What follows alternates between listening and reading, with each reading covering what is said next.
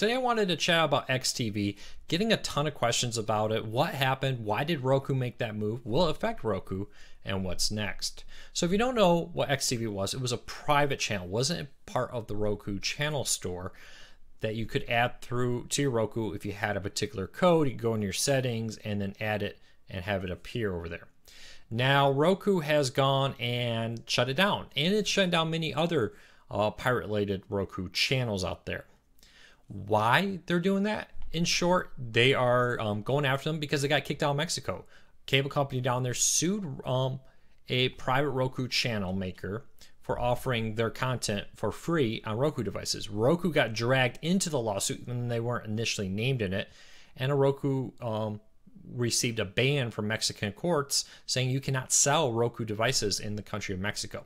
Went back and forth. They won on appeal. They lost on appeal. And as best I can tell, Roku is still banned from the country of Mexico. That seemed to have kicked off a push by Roku to start banning these channels. They renamed them from private channels to non-certified channels. They added a big disclaimer out there to say, hey, we reserve the right at any time if we detect that this is a piracy or offers piracy content, we're going to shut it down. And so they're doing that. It seems like Roku is saying we lost sales in an entire country over this, and we don't want to get dragged into future court cases because I'm sure their bills are in the hundreds of thousands for their legal defense already, that they're just shutting them down, that they're going through and they are now detecting multiple different Roku channels and shut them down. And others, even though they haven't shut down yet, they posted on their website saying, hey, at some point in the future, we're going to go away. It's a tough place. Roku wants their private or now non-certified channels as a way for developers to test out new channels. For instance, when Sling TV first came out, I was a beta tester for it. I got it before it went public. I got this little code. I put this code in on the Roku's website after I logged in, and Sling TV appeared. And it was for the purpose initially of people testing out smaller channels before they would be added to the Roku channel store.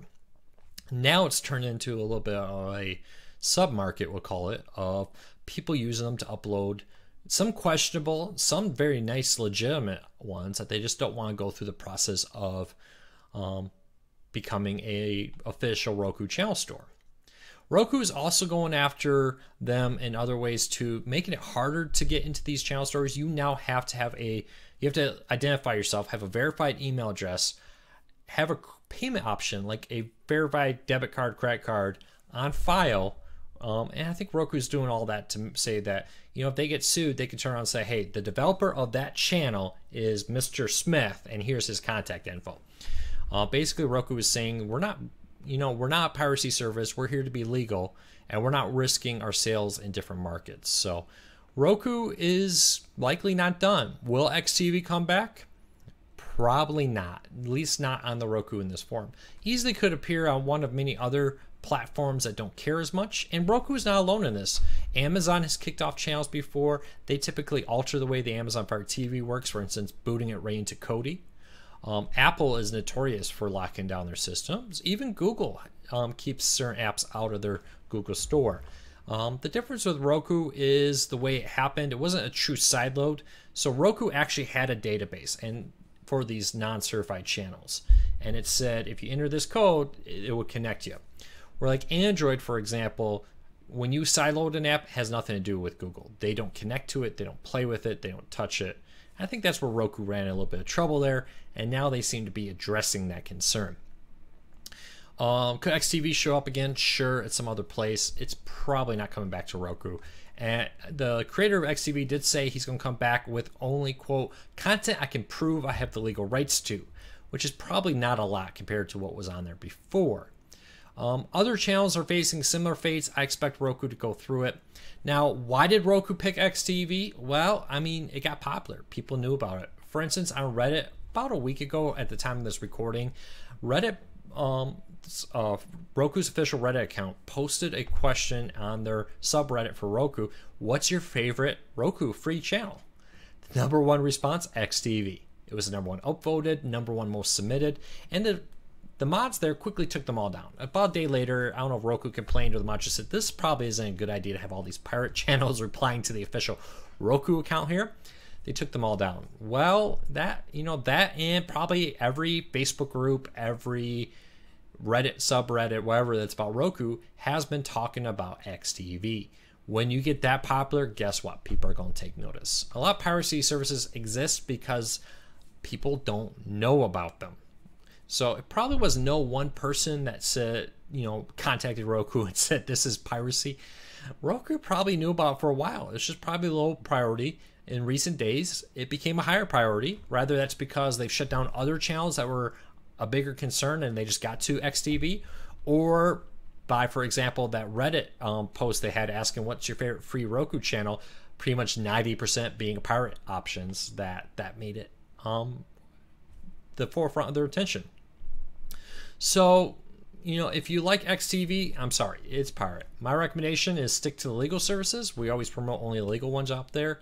Could XTV come back on another device? Sure. There's nothing wrong. There's a lot of other options with Android and so forth to sideload it as an add-on that doesn't have to go through an official repository like Roku does. But for now, it looks like XTV's done. It all starts with a lawsuit in Mexico and the Mexican courts, and Roku's desire to offer their streaming players around the world. And other countries are much harsher on intellectual content than the United States. I know that sounds weird because we think that the US is very, very tight on what they allow you to do and what they don't allow you to do. But other countries are much more friendly to content owners and less friendly to companies like Roku, who try to present themselves as a neutral party. Unfortunately, that doesn't always work. So I hope I answered a lot of the questions about what happened to XTV, why it got banned, is it going to come back, and who tipped off Roku. That seems to be a big one right now. Who is responsible for this? Well, probably everybody listening to this who's ever posted a message on Reddit or Facebook or anywhere mentioning XTV, to be honest. So questions, comments, let me know. I'll do my best to answer them. If you have other cord cutting related questions, we're going to do some more videos like this trying to address your cord cutting related questions, tips, how-to guides. But if we don't cover your topic, join us every Wednesday, 8 p.m. Eastern, and we will do our best to answer your cord cutting related questions. We're live on YouTube and on Facebook for about an hour, and I sit right here and I answer your cord cutting related questions.